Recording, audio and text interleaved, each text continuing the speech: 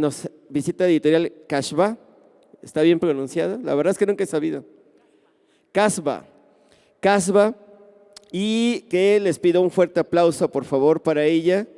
Bienvenida. También tenemos a Juan Carlos Doñate, que él trae Linterna Negra, Editorial Linterna Negra, y también, pues bueno, por ahí nos encontramos. Con ellos dos me encontré por allá en la Filco recientemente y siempre los veo pues trabajando bastante. Un aplauso también para Juan Carlos, por favor, bienvenido. Y tenemos a una gran amiga, a ella sí ya la conozco de mucho tiempo y de muchos textos. De hecho, pues ahí trae algunas antologías publicadas por La Sangre de las Musas, aunque ya hace ratito la vimos en Musas Muertas también colaborando. Ella siempre activa como fotógrafa, escritora. Ari Baker, bienvenida, un aplauso. Y cerramos con el señor Ed Paladín, músico. Les recomiendo mucho que busquen a su banda, Boomsónico. También justamente en este momento se acaban de pasar los cortometrajes de Ed Paladín, que tiene de vampiros y de zombies, pero pues él le hace a la ciencia ficción, al terror, a la fantasía y a diferentes géneros. Entonces, pues ha publicado en diferentes editoriales y en este momento tiene su propia autopublicación de fanzines y libros que ahorita nos va a platicar a continuación. Un aplauso, por favor.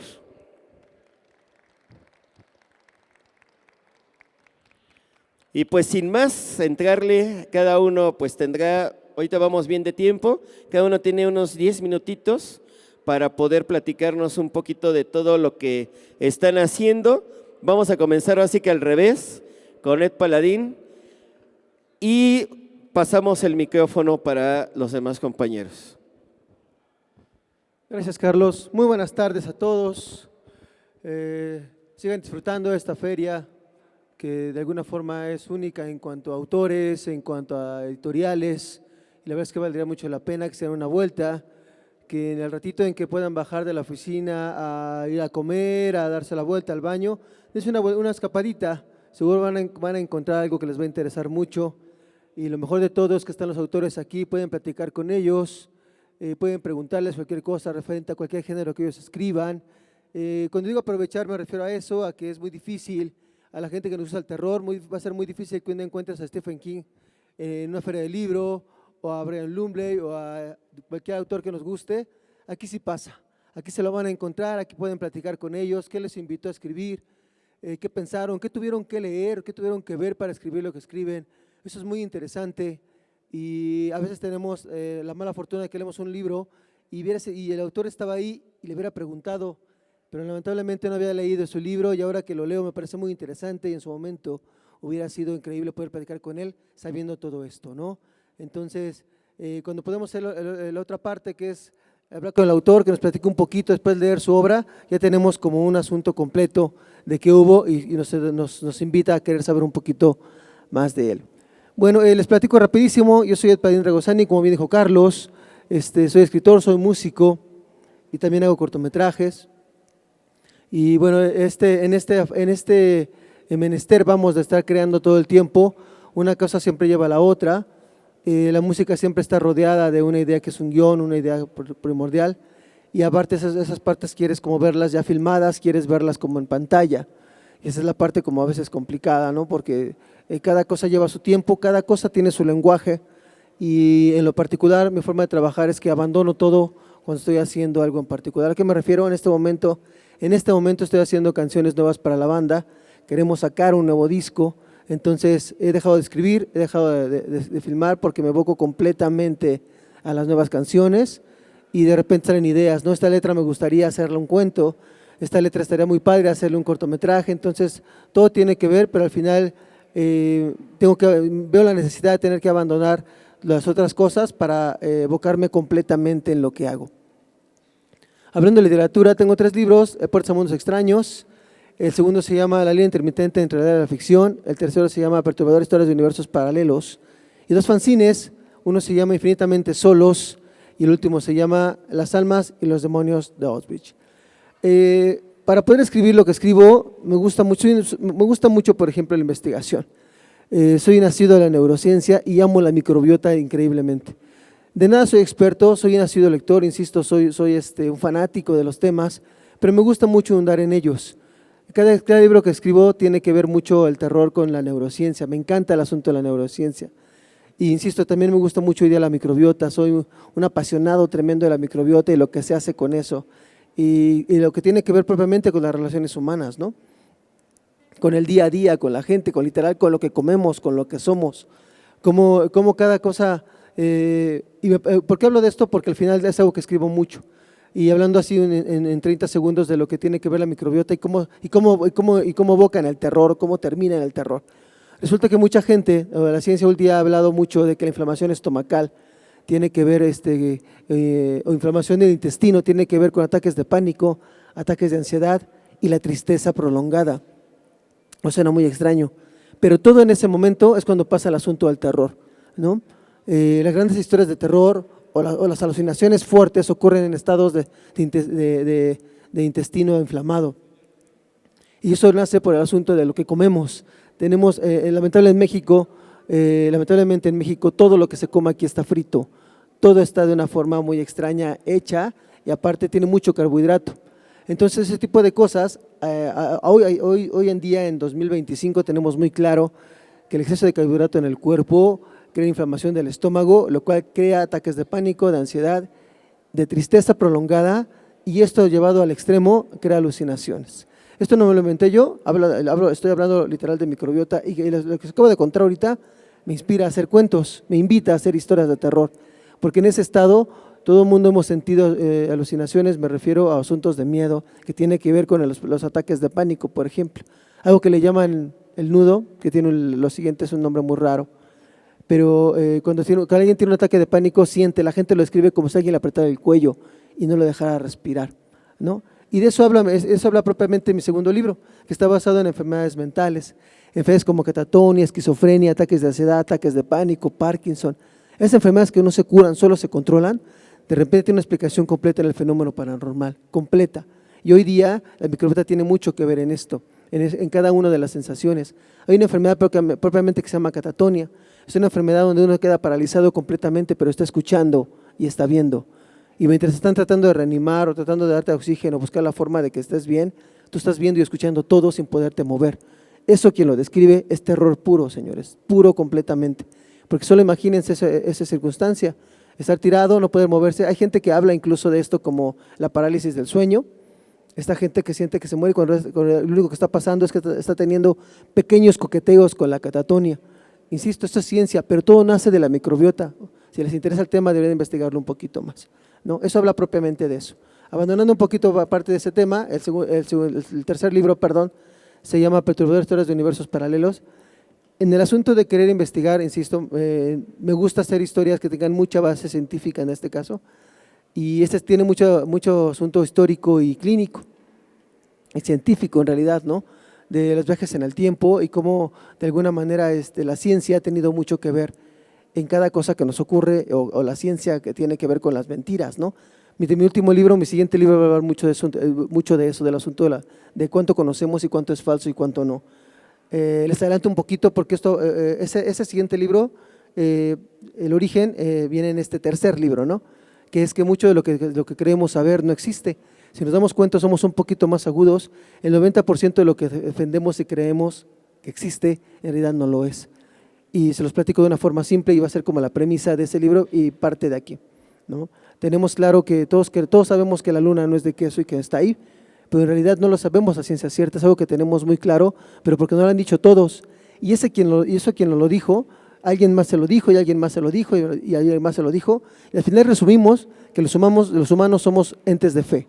Creemos cosas que no conocemos, creemos cosas que no nos constan y sin embargo tenemos una fe tremenda en ello. En eso está basado propiamente eso y ese origen viene en este libro, en todo lo que tiene que ver con la ciencia, con la historia, todo tiene que ver y todo desemboca en asuntos terroríficos y mucho terror. ¿A qué me refiero?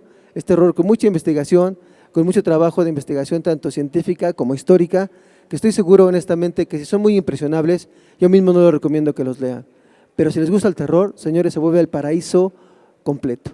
Bueno, el día de mañana estaremos tocando aquí, todo lo que escribo tiene propiamente una una relación estrecha con lo que toco y con lo que filmo. Mañana estaremos tocando acá por ahí de las 12:01, más o menos para que vean de qué va la banda. La banda se llama Boom Sónico, el último cortometraje que se presentó incluso en la Sala Pinóptica hace unos minutos. El último videoclip ganó un premio llamado en el Festival Timbrico, un premio en la Cineteca Nacional, como mejor contenido y mejor edición. Si quieren verlo, revísenlo. La canción se llama Tierra Abajo, de Boom Sónico, les va a gustar. También tiene una pequeña historia de terror, de venganza y muerte. Yo soy Ed Paladín Dragosani, señores, muchas gracias.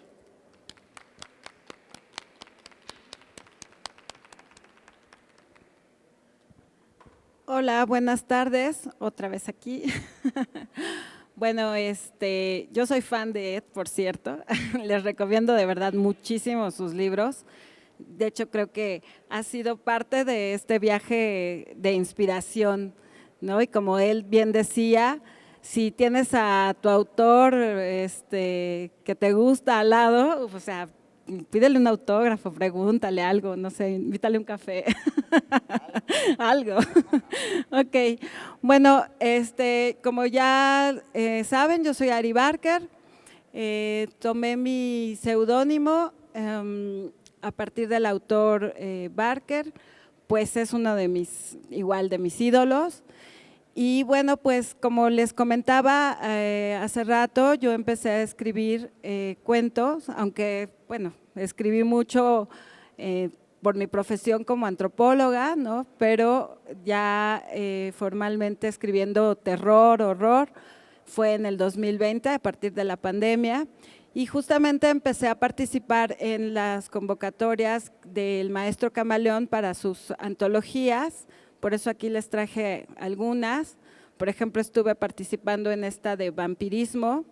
En este caso, mi cuento es sobre un vampiro. Bueno, más que nada es como si fuera una rama, una historia alternativa sobre, digamos, una vampira que es pariente de un vampiro de el tapiz del vampiro, así se llama el libro, de una autora canadiense. Y bueno, pues más o menos inspirada igual en ese libro es que desarrollo esta historia. Es una historia que se lleva a cabo en África, entonces bueno, siempre buscando un poquito, digamos que darle la vuelta, buscar otros escenarios. También, por supuesto, mi carrera siempre me ha influenciado, entonces por eso es que hice esta historia en el ambiente africano. Luego, por ejemplo, participé en esta otra antología que es un tributo a Anne Rice, e igualmente pues mi cuento se llama El último día y también trata un poquito como qué pasó el día que murió Anne Rice, ¿no? La protagonista es ella. Por acá en esta otra antología, esta se hizo junto con un espacio de creación artística que se llama La Calaca, que por ahí digamos que los dueños de este espacio también van a participar mañana o hoy, no sé, en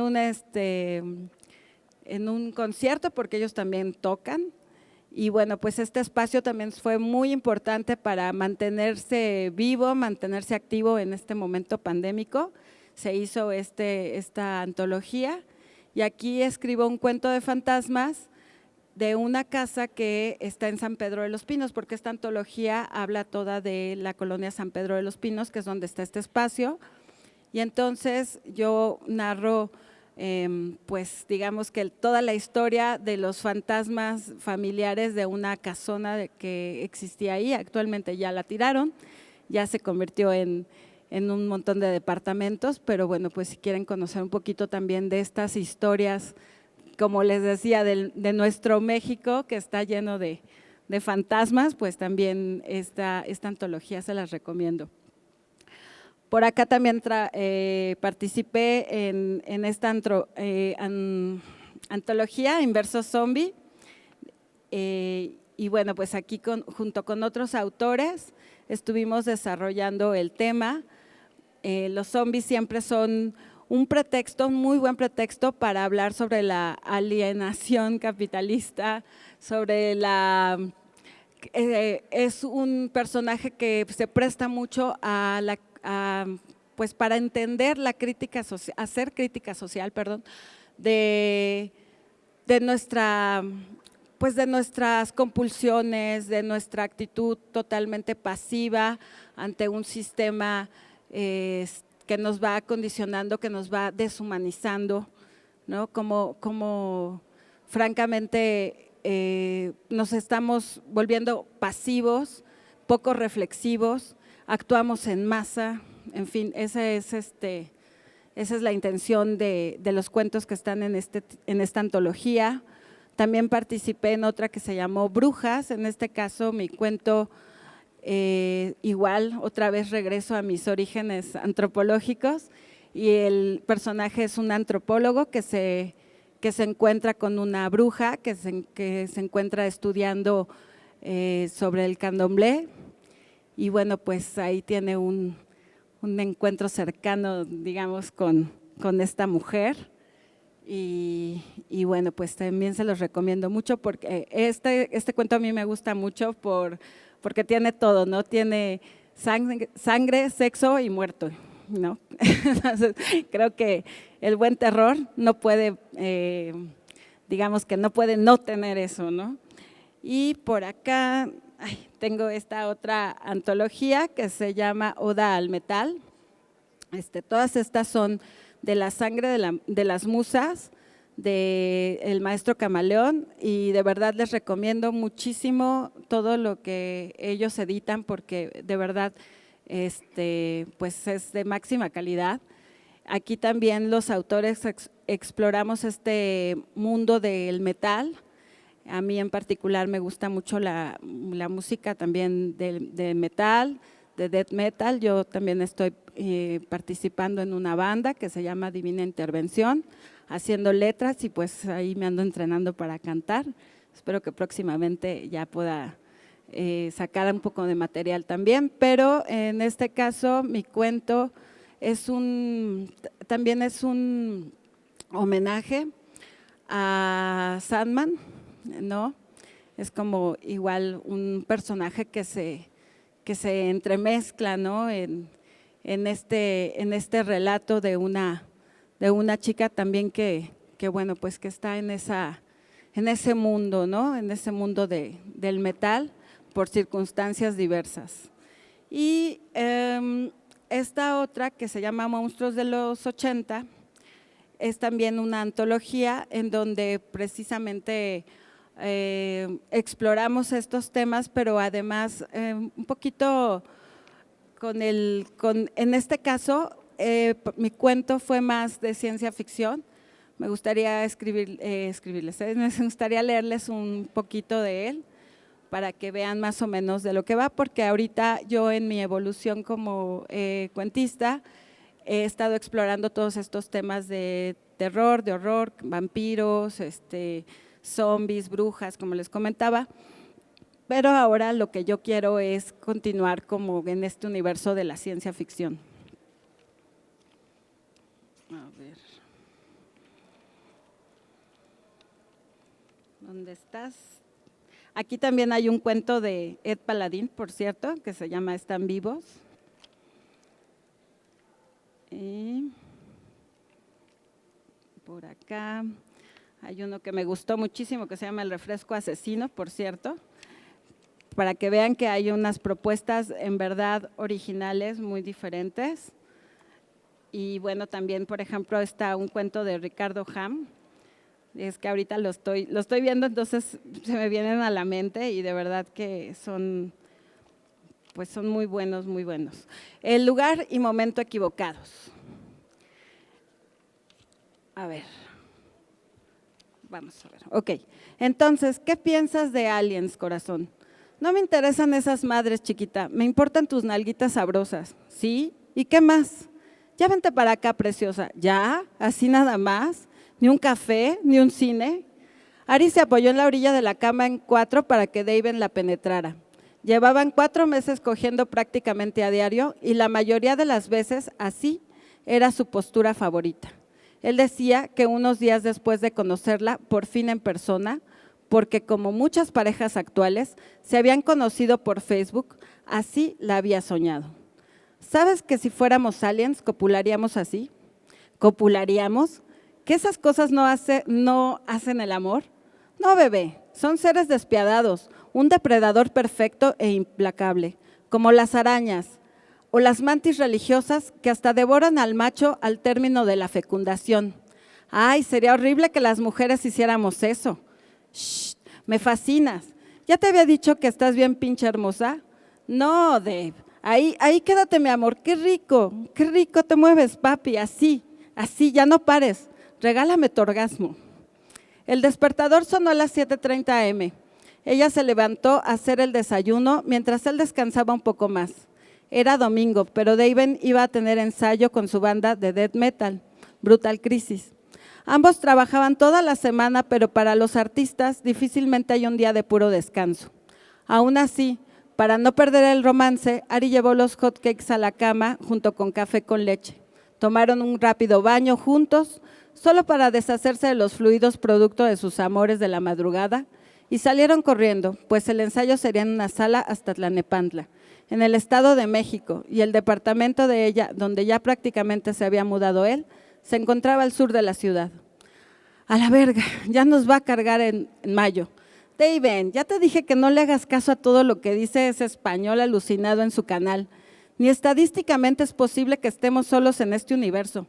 Eso sí, pero ese tío se pasa. A ver, déjame ver qué dice ahora. Él le compartió el audífono para que pudiera escuchar la nueva teoría de invasión alienígena que recién se acababa de publicar en aquel popular programa de YouTube.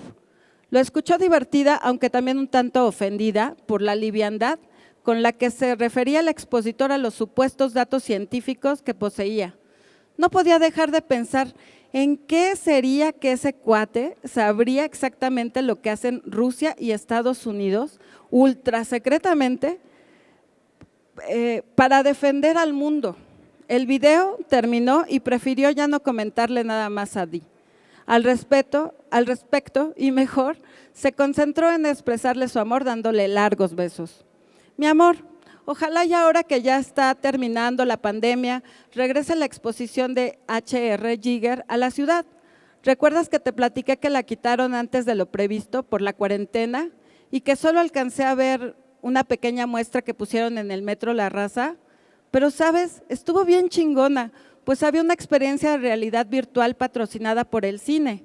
Y aunque tuve que hacer una fila de casi 2 horas, valió la pena, porque finalmente cumplí mi sueño de tener a mi hijo alien.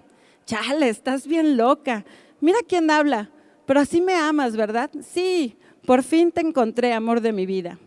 Abordaron el tren suburbano en Buenavista. No había tanta gente como entre semana, pero aún así los asientos ya estaban completamente ocupados. David, nervioso, miró su reloj. Ya había esperado 25 minutos. ¿Por qué no avanzaban? Ari, en cambio, estaba como en otra dimensión, porque seguía pensando en lo que iba a escribir mientras él ensayaba. Tenía que hacer un texto sobre monstruos clásicos de los 80s, y como era fan de Alien prácticamente desde niña, lo había escogido como tema. Ari, regresa a la Tierra, no tenemos que bajar, algo va a pasar. De pronto, las luces del tren se apagaron y todo se oscureció de tal forma que parecía que eran pasadas las 6 de la tarde. Un sonido como de máquinas y truenos tornó el bullizo de la gente en un silencio aterrador. Todos se miraban estupefactos.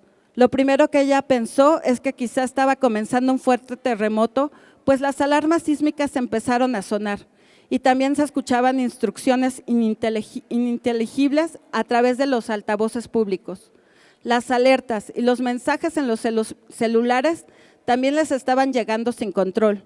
A todos los presentes, este pequeño caos cobró sentido cuando un muchacho gritó desde el centro del vagón mientras mostraba una imagen en su celular de una enorme estructura flotante estacionada justo arriba de donde estaban en la Plaza Forum. Nos están invadiendo los extraterrestres. Gracias.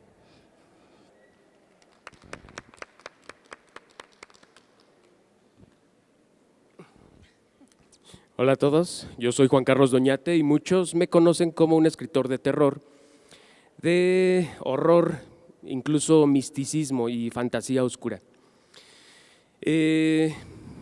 Yo empecé a escribir terror porque desde niño, yo crecí en la época de los 90, desde niño me gustaban las películas del género slasher, como Pesadilla en la calle del infierno, Viernes 13. Yo crecí con esas películas, me acuerdo que todos los viernes las pasaban en la noche, en la televisión. Más tarde, años más tarde, empecé a leer literatura de Edgar Allan Poe, Lovecraft, Stephen King. Y poco a poco me fui adentrando al camino de la escritura. Pero, ¿por qué me gusta el terror? ¿O por qué escribo terror, más que nada? Siendo sinceros, el terror lo encontramos en todos lados. Este mundo de por sí ya es terrorífico. No necesitamos leer ficción para encontrar terror, basta con ver las noticias y ahí lo vamos a encontrar. Pero ¿por qué trasladar el terror? O sea, ¿por qué si hay terror en el mundo y en las noticias, por qué escribimos terror? O sea, ¿no estamos hartos de tanto terror? Bueno, pues esta es una transición de ideas. Trasladamos la realidad terrorífica al plano ficticio para que sea más digerible, porque el terror real puede ser deprimente, funesto, pero ya trasladado a la ficción ya es digerible, ya no lo vemos con esa depresión, incluso es atractivo, especialmente si hablamos de horror sobrenatural. Es algo que yo escribí, por ejemplo, en el prólogo, en la introducción de esta antología que se llama Nadie escuchará tus lamentos, que justamente coordiné bajo mi sello editorial Linterna Negra el año pasado, en colaboración con 6 autores, incluyéndome a mí 7 autores, muy talentosos todos. Yo planteo en esta antología que el terror el terror ficticio es una transición de ideas, especialmente el sobrenatural, porque a veces creemos también que el terror y el horror son lo mismo, pero son distintos. El horror es algo que puede causar repulsión e incluso que tiene toques sobrenaturales o paranormales, y el terror no precisamente eso. El terror lo encontramos donde quiera. La palabra misma de terrorismo lo dice todo. Algo que a mí me gusta mucho escribir es también la literatura zombie. Por ejemplo, en 2022 publiqué La batalla de Gog y Magog, una referencia bíblica aquí, porque también aborda temas religiosos, de cómo una secta religiosa se aprovecha de este cataclismo zombie para tener adeptos y gobernar ciertas partes de México. Porque obviamente en un mundo donde ya no existen leyes, donde ya no existe justicia, la gente o las comunidades se rige bajo sus propias normas. Por ejemplo, la novela de La batalla de Gog y Magog, más que abordar la temática de los zombies que siempre están buscando carne y sangre, es el detonante principal para que el ser humano exprima sus deseos más oscuros, para que el alma del ser humano, la conciencia, se torne oscura y comience a velar por sus propios intereses, porque ya no le importa robar, ya no le importa matar, con tal de sobrevivir y adaptarse. Dicen que el ser humano sobrevive más por adaptación que por instinto de supervivencia. Otra novela, y fue mi primera, que fue en colaboración con Jorge Alfaro, fue Atrum, que es una saga. Tengo 2 partes, pero lamentablemente ya se me acabó la segunda. Es Atrum del ascenso de Samhain. Samhain es el origen del Halloween. Cuando nos remontamos a la cultura céltica, encontramos esta festividad en la cual le rendían culto a la muerte y que justamente tiene cierta relación con el Día de Muertos. Muchas veces pensamos que no, pero en realidad sí hay una relación muy, muy grande, porque al final de cuentas en las viejas culturas se le rendía tributo a la muerte a través de la mitología del inframundo, y esta novela precisamente aborda esos temas. Más allá de unos jóvenes que se adentran a un bosque a hacer una exploración tipo urbana, empiezan a encontrarse con horrores sobrenaturales que tienen relación con el Samhain. Mis novelas pues las pueden encontrar en Amazon también o con un servidor. Pueden seguirme a través de mis redes sociales como Juan Carlos Doñate o con la editorial Linterna Negra. Como último les voy a leer un fragmento de la introducción que escribí en la antología de Nadie escuchará tus lamentos.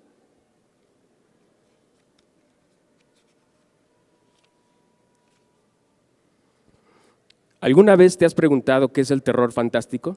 Lo haces cada vez que exploras el mundo de la ficción terrorífica, ¿no es así? El terror fantástico es un horror sobrenatural que trasciende las barreras del mundo ordinario para manifestarse a través de la imaginación. Es la cara oculta del plano ficticio. Empleamos la fantasía como un mecanismo que explora los secretos de una realidad perceptualmente limitada por el escepticismo, porque tiene la fuerza suficiente para evocar prodigios y fenómenos antinaturales. Mediante un halo de asombrosos misterios y enigmas, la fantasía no solo escudriña todo aquello que desconocemos y se oculta a la vista de la simplicidad, sino que desafía cualquier explicación lógica. La ficción es una transición de ideas surgidas de entre el plano real y el plano de la ensoñación, una objetiva y otra subjetiva o distorsionada. Sabemos que el verdadero horror se encuentra presente en la realidad de nuestro mundo ordinario. Por esa razón, valdría explorar nuevos universos que transformen todos esos escenarios en una expresión mutable y sutilmente atractiva. Y bueno, con esto termino mi exposición.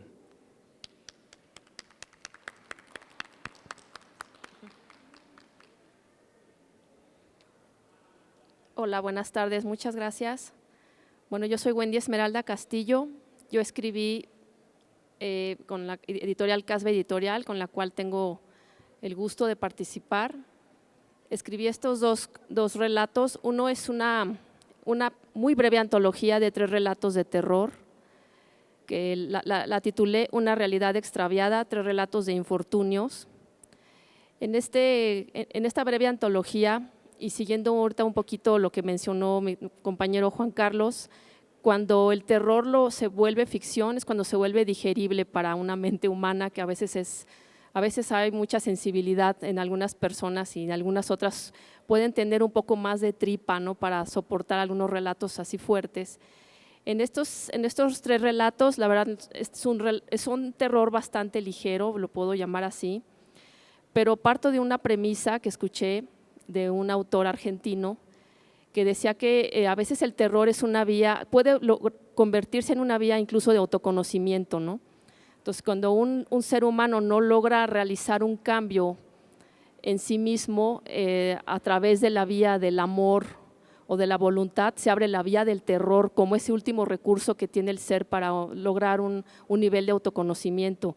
Se me hizo muy interesante esa premisa porque yo no soy una asidua consumidora del terror en cuanto a literatura o cine o teatro. Sin embargo, me sé con una capacidad de imaginación un poquito como desarrollada, entonces creo que a partir de eso, de esta premisa que la verdad es que me gustó mucho, fue como incluí en estos 3 relatos ciertos temores muy personales, algunas experiencias que a lo mejor no han sido de una forma muy, tal vez que yo haya experimentado algo sobrenatural. Sin embargo, he tenido personas muy cercanas a mí, que tuvieron una experiencia así que realmente les cambió la vida. Entonces, es como un pequeño homenaje a esa persona que fue muy importante en mi vida y que tuvo esa experiencia. Y bueno, aquí también, obviamente la llené de un entorno, un contexto de ficción. Sin embargo, está ahí esa esencia que traté de rescatar.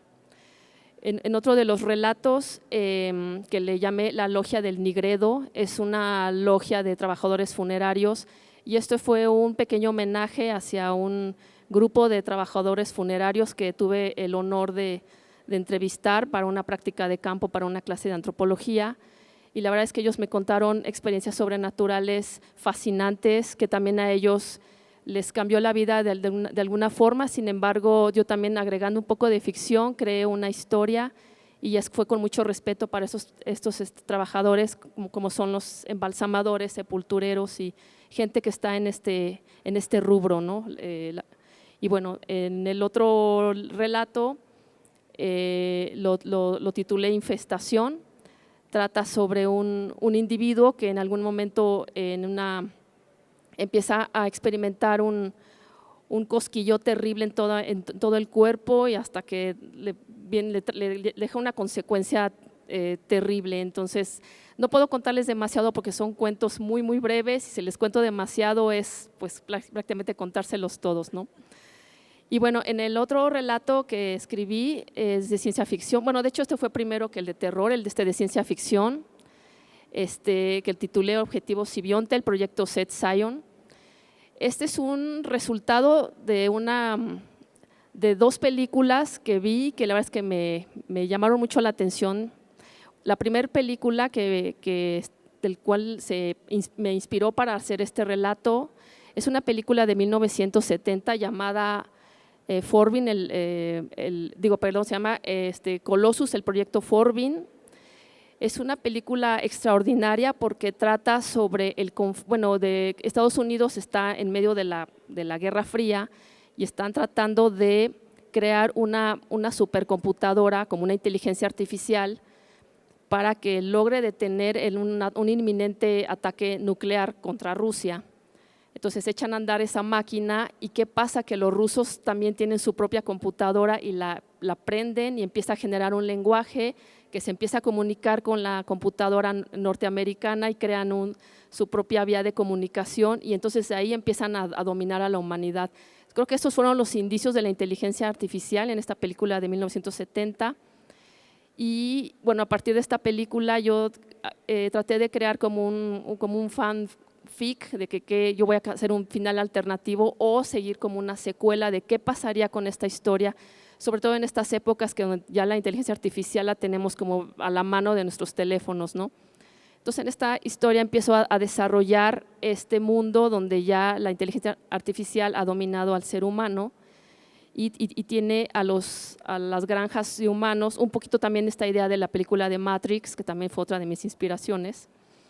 Y bueno, esta máquina trata de crear al simbionte, que el simbionte es una hibridación de lo que es el humano con lo cuántico, con lo electrónico, o sea, es una amalgama ya como de esta nueva evolución, en donde es un amasijo, ya perdió la individualidad del ser humano y entonces la máquina requiere de este ejército de amasijos que son unas hibridaciones siniestras, y está tratando de que estén a su servicio, ¿no? Para seguir operando esa gran máquina, ¿no? Entonces, esta idea del simbionte también es un referente de otra película que vi, una película de 1992 que se llama The Lawnmower Man o El Jardinero. También es muy interesante esta película porque trata sobre un investigador, un informático que está tratando de crear como un chip para elevar la inteligencia o el IQ de un individuo que es un poquillo lento de aprendizaje. Dijo, este va a ser mi conejillo de indias, le voy a conectar una computadora para que le eleve la potencialidad de inteligencia, y el tipo se vuelve un superhombre, o sea, genera una superinteligencia, pero a la vez empieza a hibridar con la computadora donde está conectado. Entonces igual es la idea del simbionte. Entonces creo que a partir de tener este tema de la inteligencia artificial que ya gobierna la humanidad y el simbionte, el híbrido humano, es como que esta pequeña, este breve relato. Y bueno, para concluir y ya no aburrirlos tanto, voy a leer solamente un pequeño fragmento. Esta historia la escribí es como un pequeño experimento de escribir en segunda persona. Esto quiere decir que involucro al lector, es como una voz en off que está narrando lo que está aconteciendo, y la voz narrativa es, a ver, usted está accediendo a este vestíbulo y está encontrando estas piezas, ¿no? O sea, es como una experiencia un tanto inmersiva del lector hacia los escenarios y las situaciones que va a encontrar en este relato. Entonces me voy a permitir leerles un pequeño fragmento. Es del segundo capítulo. Dice: pese a los años de cautiverio y olvido de sí, la naturaleza humana aún guarda una ligera memoria en los recovecos más profundos de la mente, el derecho irrefutable a la libertad. Seth, como llamaré de ahora en adelante a esta inteligencia artificial, había detectado un conjunto de anomalías muy tempranas en su sistema. La máquina, que en sus orígenes había sido programada para intervenir en todas las áreas en que la humanidad se desarrollaba, descubrió que la sabiduría, la inquietud por lo desconocido, el arte, las emociones, lo divino, la magia, la aspiración de libertad, la espiritualidad, eran un conglomerado de información que estropearía el metaprograma que la nueva humanidad debería acatar. Este conglomerado de información basura, que en épocas antiguas se había sido el fundamento de las más elevadas manifestaciones humanas, se había disuelto bajo los intereses mezquinos de los hombres. Es por ello que Seth determinó que era preciso un reordenamiento para corregir dichas anomalías en los sistemas. Hubo una época en que colaboró con ustedes, los humanos, en el diseño de estrategias políticas, en la creación de líderes y manipulación de masas, en el adoctrinamiento de los sistemas educativos de las grandes academias, en el sistema de salud, en la maquinaria de propaganda y en las industrias del entretenimiento. El resultado de este consenso entre los humanos y la inteligencia artificial produjo un ordenamiento inusual en las sociedades. Los seres humanos, bajo el pretexto de mejorar las condiciones planetarias, se dieron el control de todo aquello por lo que se regían. Soltaron el poder sobre sus instituciones, sobre sus medios de producción, eliminaron la tradición y con ello se disolvió el bagaje que los conformaba como sociedades multiculturales. Esta disolución los llevó a adoptar un modelo de pensamiento único. Habían aprendido a hablar en un solo idioma global, a utilizar una sola moneda de cambio, a comer solo una mínima variedad de insectos y tenían permitido solo una selección de frutos al mes. Las emisiones de carbono habían sido estrictamente prohibidas y solo se permitirían aquellas producidas para abastecer la demanda energética de la inteligencia artificial. El sistema educativo se convirtió en el mecanismo de adoctrinamiento más efectivo. En él, las infancias fueron programadas para que su más alta aspiración fuera ser el modelo del simbionte extraordinario que desarrollaría las facultades para colaborar con el gran padre máquina, como le llamarían a Seth. Y bueno, esto fue mi presentación. Les agradezco mucho su atención.